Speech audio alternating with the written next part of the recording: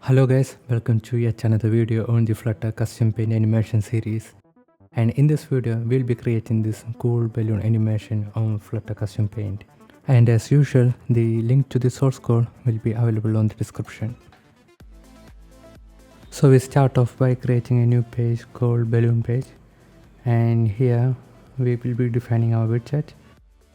And we also need to create another page called balloon, which will have a class called balloon, which holds the data about the balloon like the XY position, the color of the balloon and the wind direction. And inside our constructor we will say all of the parameters are required. Now this class handles the state of the balloon which you're going to create, and in few minutes you will see how this is going to be useful. Now back in our widget class, the first thing I'm going to create is a stateful widget. I'm going to just name it the balloon page. And for returning at this point, I'm going to return a scaffold in the build method. And back in our main.dot page, I'm going to change and call this page. And after running, you can see that we have a blank page now, only a scaffold. Now to our stateful widget, I'm going to add the single ticket provider state mixin, since we are going to use animation controller in this project.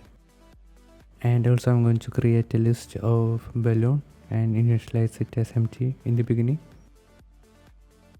I'm also going to create an animation controller, and inside our initiate method I will be initializing the animation controller.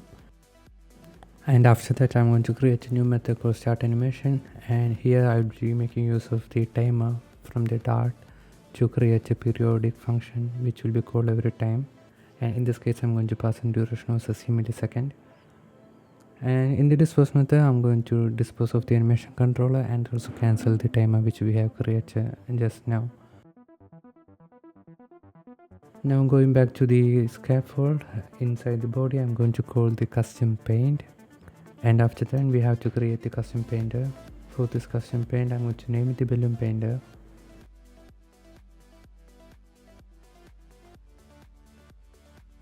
And this custom painter will be taking in the balloon data from our widget and also a double animation value.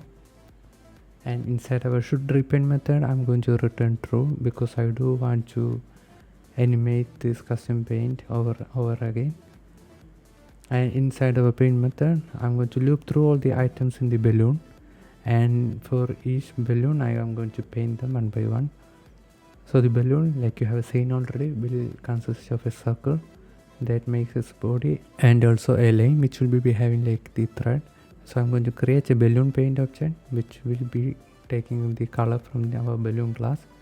I'm going to create a thread which will be gray color, and I'm going to draw a line between this balloon and the thread by using the position of the balloon and adding an offset of 100 to the line. And for the balloon I'm going to draw a circle using the canvas.draw circle. I'm going to pass in the offset of the balloon x and y position as the position, and for the radius I'm going to pass in a value of 50. And after that we have to actually call this balloon painter inside our custom paint painter, and also pass in the data, the list of balloons and the animation controller value as well to that. And for the child we are going to make use of column, and inside the column I'm going to add an icon button, and for the icon I'm going to just use of the add icon available. So the idea is that every time the plus icon is clicked we will be adding a balloon to the canvas, and that's why inside our onPress method we are going to add a new balloon to the balloons list every time it is clicked. And for the x and y position I'm going to randomly generate a number between 0 and the width of our canvas, and for the y position I'm going to randomly generate a distance between 0 and the height. And for the color as well I'm going to create colors from the colors.primaries list, and for the wind direction I'm going to just randomly make its value either -1 or 1, which means it will be either going left or right. And lastly I'm going to call the set state after this, and instead of a column I'm going to send the element to end and also the size to be maximum. And when I have to say, you can see that every time when I click on the plus icon a new balloon is being added to the screen, but these are not getting animated now, and for that we do need to do some more things. So the first thing we need to do is call the start animation function inside the init state, And inside our start animation function, inside the set state, we are going to loop through all the balloons in our list, and for updating the wind direction and speed we have to declare two variables, and we are going to say the x position of the balloon increases all the time with the wind velocity multiplied by the current wind direction.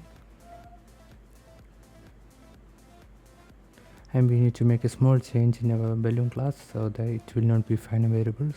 And for the y, I will be decreasing the velocity of the balloon in y direction slowly. And now when we hold Tristan, we can see that we have a balloon animation happening. So the balloons are moving right and left, and all of these balloons are also rising upwards. And as you can see, this is the desired output I am trying to achieve as well. And now after a little bit of tweaking, this is the final animation.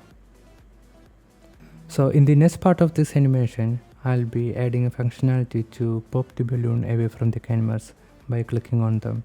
And for that, we will be making use of the gesture detector. Thanks for watching.